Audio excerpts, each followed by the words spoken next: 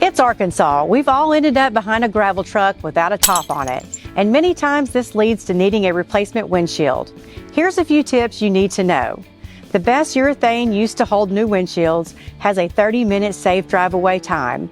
If you inquire about a new windshield and are told the car can't be driven for 3 hours, it's a good indicator you aren't getting the best materials on the market.